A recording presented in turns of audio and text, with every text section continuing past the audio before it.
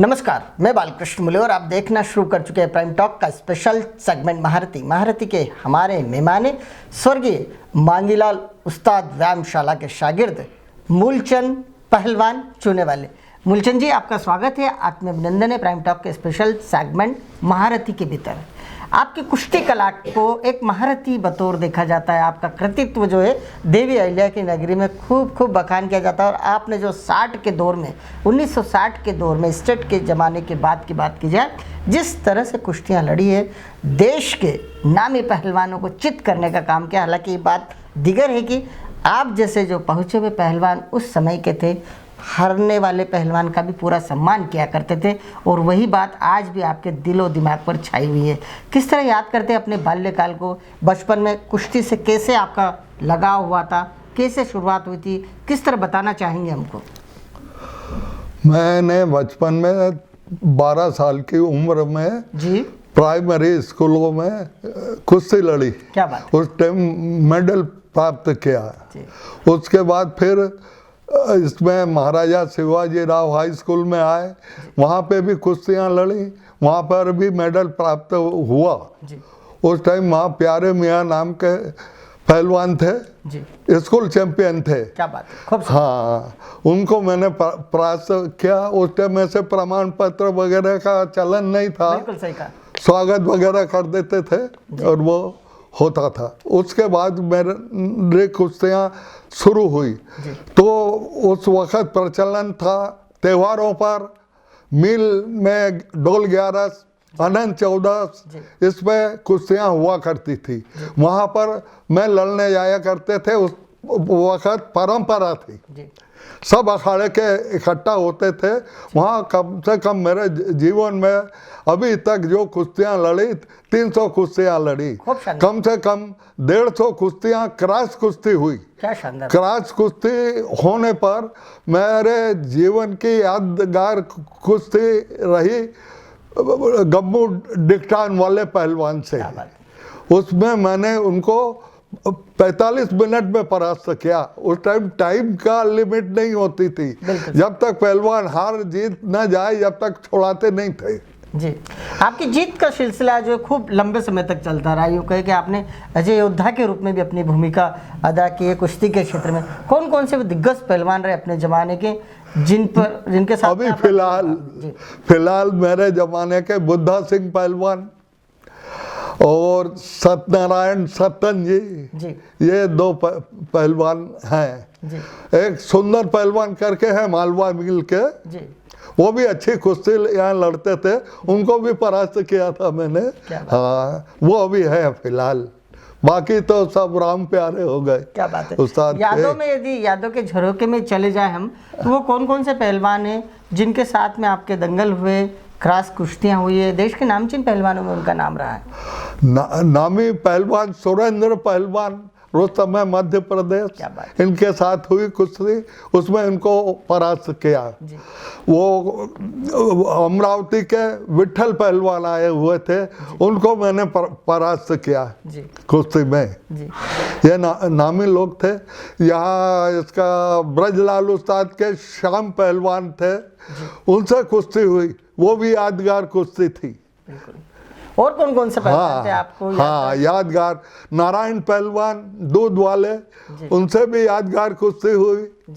नारायण सिंह यादव, ब्रजलाल उस्ताद के पट्टे, उनसे भी यादगार मेरी कुश्ती हुई। किशोरी पहलवान से मद्दा पहलवान रोहतक में मध्य प्रदेश थे, वो उनसे भी कुश्ती हुई, वो भी मेरी यादगार जीवन की यादगार कुश्ती रही। जिस तरह देखा स्वर्गीय मांगीलाल उस्ताद व्यायामशाला का काफी पुराना इतिहास। हाँ, 200 साल बहुत पुराना व्यायामशाला, 200 साल पुराना। किस तरह है, क्या बताना चाहेंगे? उनके विषय में हमारे उस्ताद बाबा ब्रह्मचारी थे। वो उसका नाम खुद कुश्तियाँ लड़ते थे जी। उनको भी सरकार से उस्ताद की पदवी मिली। जहाँ पर कोई पहलवान आता, चैलेंज देता, तो सरकार की तरफ से ये लड़ते थे। होलकर स्टेट, हाँ, होलकर स्टेट की तरफ से मांगीलाल बाबा लड़ते थे। तो एक बार वहाँ फॉरेन का कोई पहलवान आया हुआ था, उस्ताद के यहाँ चैलेंज दिया जी। उस्ताद ने उसको मारा। वो ताकत में बहुत ज़्यादा हुआ करते थे अंग्रेज लोग, तो उस्ताद को एकदम बगल में दबा करके निचोड़ने लगा, दबाने लगा। तो ये ऐसा चित होते होते उन्होंने मुड़ करके वहीं से ढाक मार के चित कर दिया। क्या बात। उस वक़्त का वाह, ये हमारे उस्ताद है, आज से मांगीलाल उस्ताद हो गए। क्या बात। जब से हमारे उस्ताद को पदवी मिली, जी। हमारे अखाड़े में बड़े बड़े नामी पहलवान हुए, होबलिया पहलवान हुए, जो पंजाब वगैरह सब दूर लड़के आए, विजय श्री मिली उनको। क्या बात। हाँ, बड़े बड़े पहलवान आते थे, यहीं ठहरते थे, बड़ा रमणीक स्थान था। जी, जी। और बड़े बड़े, इसका क्या नाम, मोहन सिंह पहलवान हो गए मथुरा के, ओके। वो भी आके अखाड़े पे रुके। क्या बात। हाँ, और चंदीलाल बड़ा, पहलवान और हाँ, बाकी हाँ, वो बड़े सब कौन से पहलवान पहलवान? जितने आते थे वो यहीं रुकते थे सब। हाँ, और कौन कौन से बड़े पहलवान यहाँ पर जोर के? छोटे गामा पहलवान आए, वो भी यहीं अखाड़े पे हमारे रुके। जी। और क्या बताना चाहेंगे कुश्ती के इतिहास के बारे में? मैं तो ये बताना चाहता हूँ कि आज के पहलवानों को भारतीय कुश्ती कला पे ज़्यादा ध्यान देना चाहिए। पाश्चात्य कुश्ती में कुछ भी नहीं है, अकल की ज़रूरत ही नहीं पड़ती, बस ताकत की ज़रूरत है। पहले के पहलवान जो है धरती माता को नमस्कार करके जीतते थे, और आज का पहलवान आसमान को देख के जीतता है। जो अपने शास्त्रों में कहा है, जो आसमान को देखता है उसका अस्तित्व मिट जाता है, और जो धरती माता को नमस्कार करता है उसका अस्तित्व बढ़ता है, विजय हासिल होती है, नम्रता आती है, और इसमें घमंड आता है। बिल्कुल सही कहा। हाँ, कुश्ती के पहलवान का तो कहे कि आभूषण ही विनम्रता है। और इंदौर की कुश्ती देवी अहिल्या की नगरी की कुश्ती जो है पूरे हिंदुस्तान में पहचानी जाती है, और कहीं ना कहीं बहुत कम लोग बचे हैं जिनसे कुश्ती के विषय में बात की जा सकती है। दादा आज हमारे साथ है, इसलिए हम बहुत सारी बातें आपसे करना चाहेंगे। आप और बताइए कौन कौन से पहलवानों से आपके दंगल हुए हैं और आपने विजयश्री हासिल की? मैं पहलवान के संबंध में बताता हूँ। मेरे जीवन की यादगार क्या, हिंदुस्तान की यादगार कुश्ती मास्टर चंदगी राम, मोहम्मद चार्ली पहलवान जी, रुस्तम पंजाब, और मास्टर चंदगी राम जी की कुश्ती इंदौर में हुई जी। वो मेरे जीवन की क्या यादगार कुश्ती है, और कुश्ती कला की भी यादगार कुश्ती है। उसमें क्या था, मास्टर चंदगी राम ताकत में बहुत ज़्यादा थे, और मोहम्मद चार्ली पहलवान कला में बहुत ज़्यादा थे। तो वो अपने कला से कई बार उनको परास्त करते करते बच गए, और ये अपनी ताकत से बचते रहे। करीब 1 घंटे कुश्ती चली, उसमें चंदगी राम मास्टर साहब ने उनको परास्त किया। बिल्कुल। आपके कुश्ती क्षेत्र की बात करना चाहेंगे, किस तरह के मूल मंत्र थे आपके कुश्ती जीतने को लेकर, कुश्ती कला में बने रहने को लेकर, या कुश्ती कला में बिल्कुल सिरमौर तरीके से हर जगह पहचान बने?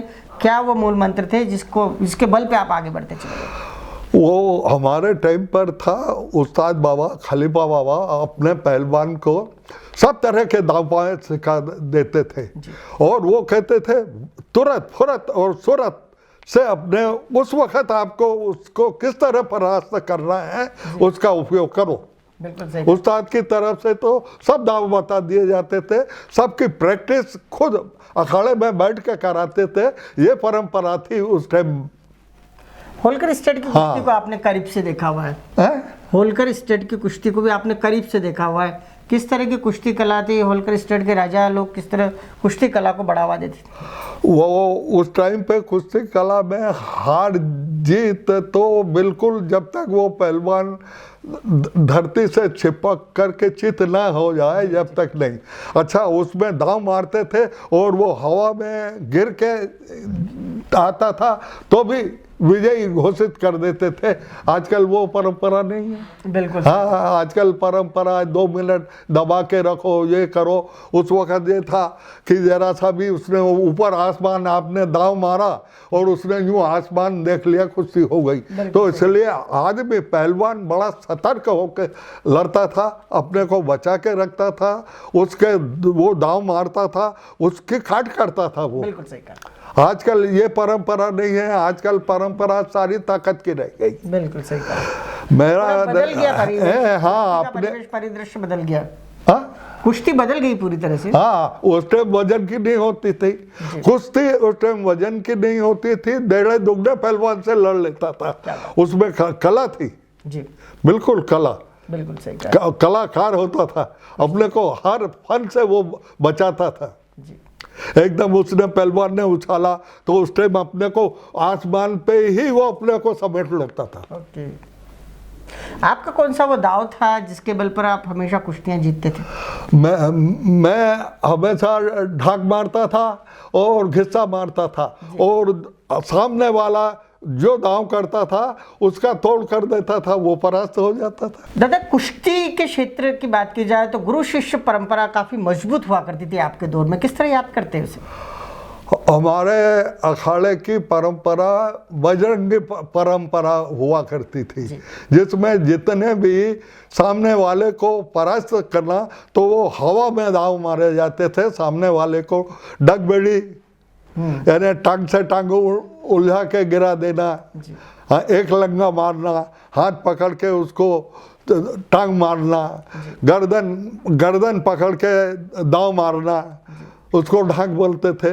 हाँ, दस्ती खींचना, आजकल दस्ती खींचने नहीं देते। दस्ती खींचने का मतलब ये कि ये हाथ से पकड़ा और इस हाथ से उसको ऐसा खींच लिया, तो हाँ ऐसा खींचा, उसकी पीठ अपने तरफ आई कि उसको कब्जे में किया और ऐसा उछाल करके उचित किया। ये हमारे अखाड़े का स्पेशल दाव था। बिल्कुल, हाँ, वो सामने वाला हाथ देता था, उसने हाथ ये दिया कि उसका ऐसा हाथ खींचा और ये खींचा, जहाँ उसकी कमर आई पकड़ा तो ये मारा, ये उखेड़ हो गई, वो दस्ती हो गई। हाँ, बिल्कुल सही।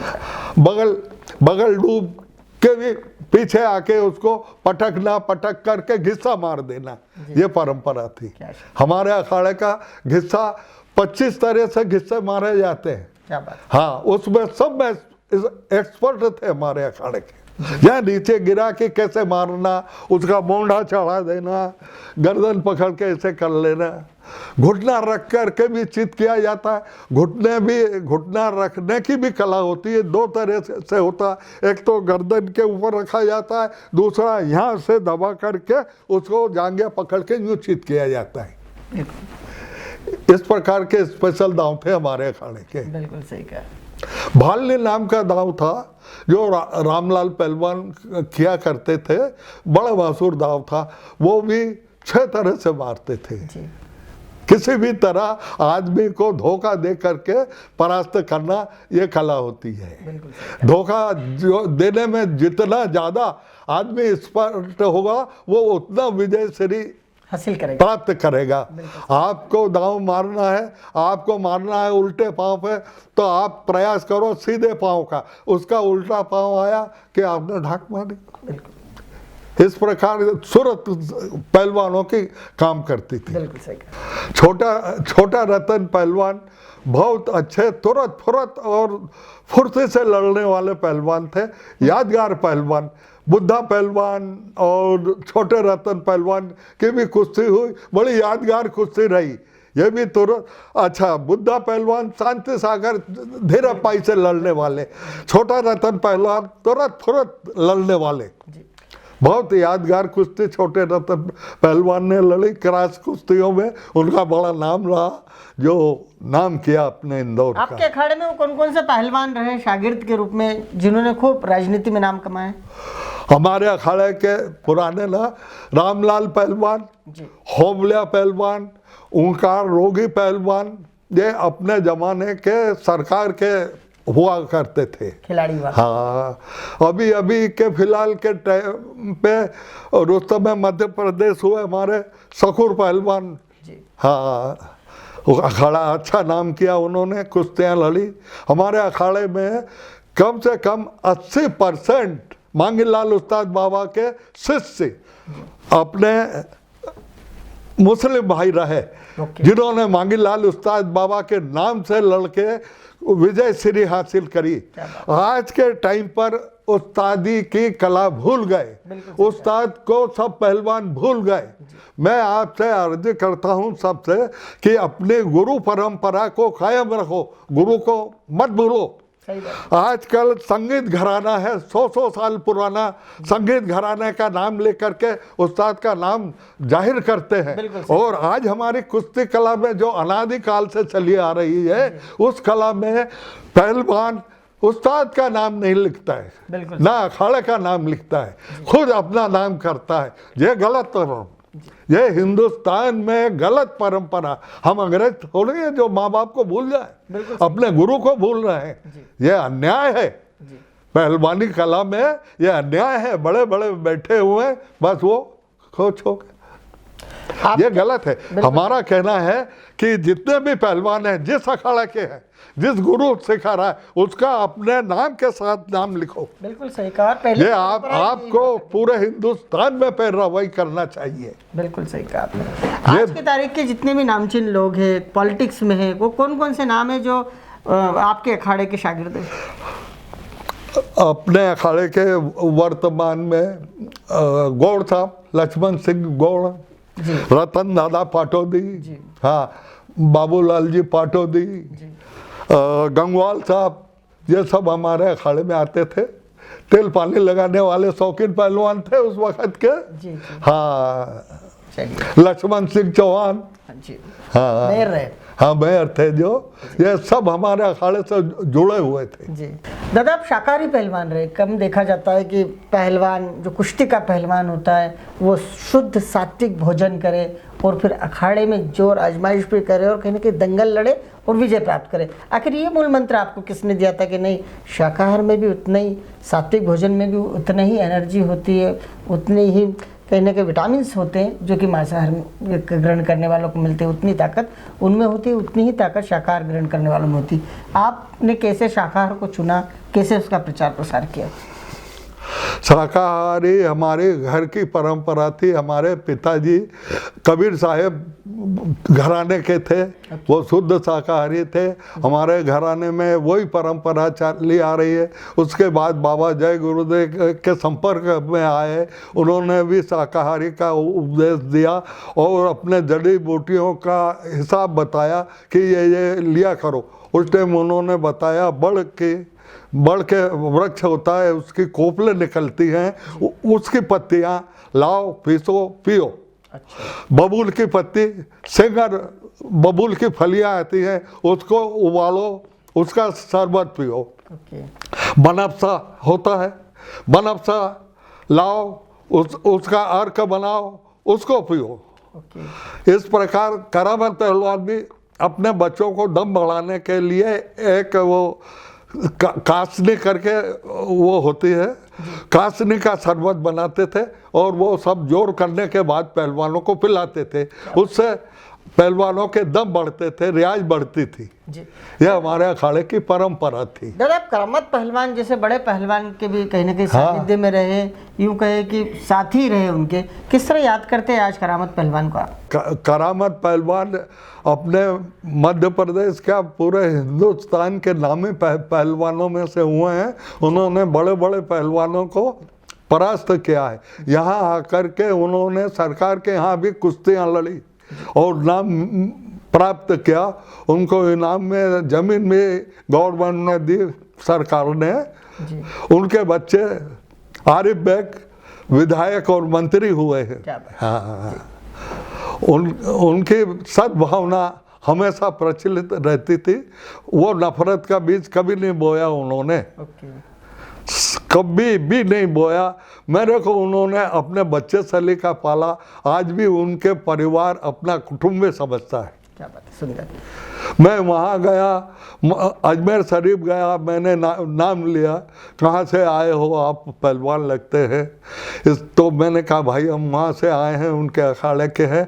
वहाँ पे मौलवी ने तुरंत फ़ोन लगा के यहाँ बाला बेग से पूछा, भाई वो कोई आपके हैं सुनने वाले? ये अरे वो तो दादा मेरे बड़े भाई हैं, आप खिदमत करना उनके और सब दिखाना।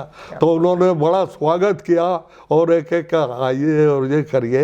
ये उनकी परंपरा थी। उनके मन में कभी भी भेदभाव नहीं रहा। बिल्कुल सही कहा। बुद्धा पहलवान को बुलाया अखाड़े पे, उनको दाव बताया करामत पहलवान ने। क्या बात। दादा, आपके द्वारा एक काफ़ी बड़ा अभियान चलाया था और काफ़ी सकारात्मक अभियान कहा जा सकता है। जिस तरह से जिला प्रशासन इंदौर नगर निगम खाद्य सामग्री जब्त करता है, उसमें तेल, घी, छाछ, दूध, दही सब होता है कई बार, उसे आपने कहा था अखाड़ों को दिया जाए, उस अभियान का क्या हुआ? मैंने अखाड़ों के लिए यहाँ नगर निगम ने प्रस्ताव पास किया कि जितना भी घी और तेल जब्त किया जाता है उसको टिंचिन ग्राउंड में गाड़ दिया जाए, नष्टीकरण किया जाए। हाँ, तो ये मैंने पेपर में पढ़ा। पेपर में पढ़ने के बाद फिर मैंने अभियान चलाया। यहाँ कारपोरेशन को भी लिखा, दिल्ली भी लिखा, वहाँ चंगीराम पहलवान के अखाड़े को भी लिखा कि आप प्रयास करिए, ये जितना भी माल जब्त होता है वो अखाड़े की मट्टी के लिए दिया जाए। तो वहाँ की पंजाब कारपोरेशन ने, चंडीगढ़ कारपोरेशन ने, दिल्ली में जो प्रयास किए उन्होंने, वहाँ की सरकार ने मंजूर करके सब अखाड़ों को दे दिया। मगर दुर्भाग्य ये रहा कि यहाँ के मेयर ने उस प्रस्ताव को पास नहीं किया। करना चाहिए, अभी भी जो जब्त होता है वो उसको अखाड़ों को देना चाहिए। जी। अब इंदौर शहर के जो अखाड़े जो वीरानी के दौर में जा रहे हैं, कहीं ना कहीं अखाड़ों के भीतर उतने कुश्ती के पहलवान नहीं है, उस्ताद नहीं है, खलीफा नहीं है, उन्हें एजुकेटेड करने वाले, कुश्ती कला को सिखाने वाले लोग भी नहीं बचे हुए आप जैसे। क्या कहना चाहेंगे? क्या कुश्ती कला धीरे धीरे करते, शनि शनि करते, यूँ कहें कि बिल्कुल जिसे असल कुश्ती कहा जाता है वो हमसे दूर हो रही है? मैं कुश्ती कला के विषय में ये कहना चाहता हूँ उस्ताद खलीफाओं से, उनको शुद्ध शाकाहारी बनाइए, पहलवानी का टाइम टू टाइम करिए, गधेले की कुश्ती छोड़ के मट्टी में आप उनको एक्सपर्ट करिए। ये गधेला है जो फॉरेन के लोगों का है, उन्होंने अपने मन माफिक ओलंपिक में दांव बना लिए जिसमें वो रहते हैं। उस टाइम पे, हमारे टाइम पर, उसके पहले टाइम पर इस कुश्ती को पाड़ा कुश्ती कहते थे। क्या बात है। इन्हें पाड़ा जो है बिल्कुल धक्कम धुक्का में लड़ता है, ताकत के साथ और परास्त करता है, मगर वो कुश्ती पसंद नहीं, भारतीय कला के अनुसार गलत है। अपने यहाँ बड़े बड़े पहलवान हो गए, कृष्ण भगवान लड़े, मुष्टिक पहलवान लड़े, जरा संध लड़े, सब मट्टी में, बिल्कुल सही, सब मट्टी कला को प्रोत्साहन दिया है। गधेले के में पाँव जब नहीं पाते हैं, टाइम लिमिट रहता है, धक्का धुक्की दो। आजकल का पहलवान क्या होता है, 3 मिनट का टाइम है तो 2 मिनट उसको पकड़ के ही रखता है, बस 1 मिनट में कोशिश करता है जी। पहले क्या था, शुरू से ही परास्त करने की कोशिश हो जाती थी। आप शतक लगाने में केवल अब 15 कदम दूर है। 85 साल की आपकी उम्र हो रही है, बावजूद इसके आपकी जो एनर्जी है, जो आपकी जो ताकत है, आपकी आवाज़ में स्पष्ट रूप से झलकती है। कैसे अपने आप को फिट रखते हैं? आज के मेरे 85 साल की उम्र हो गई है। मैंने अपने जवानी में जय गुरुदेव बाबा का से नाम लिया था, शब्द स्वरूप का ध्यान करता हूँ, भजन करता हूँ। सबसे मेन कारण वो है जो ध्यान भजन करते हैं, नाद बिंदु पे ध्यान रखता हूँ, उसमें मेरे को बड़ी प्राप्तता होती, बड़ा मन आनंद मंगल रहता है जी। और परिवार के लोगों में कौन परिवार के लोगों में कहा है ना, घर में लक्ष्मी यानी पत्नी सुपात्र हो, पुत्र सुपात्र हो, बहुएं सुपात्र हो, तो माया की कोई कमी नहीं होती है, उसमें आनंद मग्न रहता है। बिल्कुल, जिसके घर लक्ष्मी बसी, हाँ, इस प्रकार। हाँ, मेरे को सांसारिक दुख कुछ भी नहीं है, पारिवारिक दुख कुछ भी नहीं है।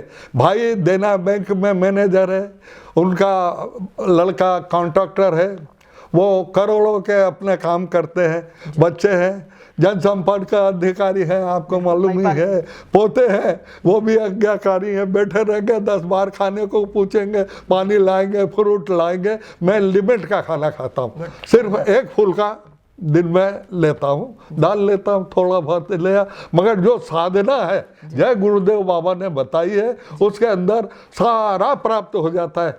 2 दिन भोजन भी नहीं करूँ तो भी मस्त रहूँगा। वो सिद्धू, हाँ, सिद्धू से बिंदु, बिंदु से पार ब्रह्म को मिलना। उन्होंने, गुरु महाराज ने मेरे को प्रत्यक्ष बताया है कि इस शरीर से जैसे जीव आत्मा निकलती है, वो उन्होंने प्रतीति दी।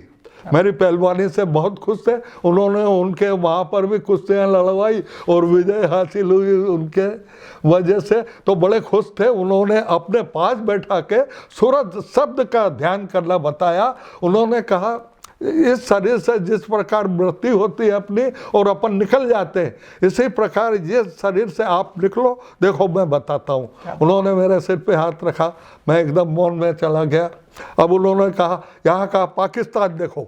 मैंने देखा, ध्यान किया, हमारे कड़ाघाट मोहल्ले के पाकिस्तान गए हुए थे जी। तो वहाँ का जो उन्होंने हाथ रखा, देखा तो वहाँ पे कराची में दंगा हो रहा था, आपसे लोग लड़ रहे थे। तो हमारे मोहल्ले के जो गए हुए थे 6 जने साहब, उनको भी वहाँ के लोगों ने मारा, ठोका, ये करा, बड़े दुखी हुए, कपड़े फाड़े, ये सब देख रहा हूँ वहाँ का देखा। अब उसके बाद हाथ हटाया, उन्होंने कहा अब पाक स्थान, पवित्र स्थान के अब दर्शन करो। वो जीवन में अभी भी आँख मूंदता हूँ, देखता हूँ, जति मुनि तपस्वी लोग क्या आनंद से भजन कर रहे हैं, ओंकार शब्द की ध्वनि हो रही है, वो शब्द का बिल्कुल जो बताया ना नाद बिंदु का, उसका प्रत्यक्ष दर्शन हुआ। उन्होंने कहा देखो शरीर से निकल के इस प्रकार होता है, जब आपका नाद पे ध्यान लग जाएगा, उस आप शरीर से निकल जाओगे। तो उसकी साधना करता हूँ, उसका प्रताप है कि आज 85 साल में भी 20 साल का लगता हूँ आपके आगे। वाकई बिल्कुल आपके चेहरे का जो आत्मविश्वास है, आपके चेहरे पर जो आत्म संतुष्टि का भाव है, ज्यादा से ज्यादा ध्यान भजन पे आदमी को लगना चाहिए। और आपके साथ है और वही भाव आप सबको फैलाते हैं, सकारात्मक एनर्जी पूरे परिवार में आपके माध्यम से जाती है और यही कारण है कि आप बिल्कुल सुख जीवन। उन्होंने साहब ये शरीर से निकाल के बताया मुझको, मैंने ये शरीर पड़ा हुआ देखा और वहाँ साधना में आज उसकी साधना है, उससे मस्त है, गारंटेड। उन्होंने गारंटी ली है, जब तक अनामी पुरुष को ना पहुंचाऊंगा तब तक पीछा तेरा नहीं छोड़ूंगा। क्या बात। हाँ, घर पे आकर के पकड़ के ले गए थे वो कि देखो आप जैसे शख्सियतें वाकई बहुत भाग्यशाली होती है जहाँ गुरुजनों का आशीर्वाद मार्गदर्शन मिलता है। आपने प्राइम टॉक से चर्चा की, आपने अपने खुद के आत्मचिंतन सुनाए, कहीं ना कहीं आपका जितना भी जीवन था, मनुष्य जीवन था, जिस अंदाज में आपने सार्थक किया, पहले कुश्ती कला के क्षेत्र में और अब आध्यात्मिक रूप से। दादा आपने प्राइम टॉक से चर्चा की, हृदय से चर्चा की, आपने जीवन के पूरे अनुभव भी हमको सुना और एक सदमार्ग भी दिखाया। आपका हृदय से बहुत बहुत धन्यवाद। नमस्कार। नमस्कार।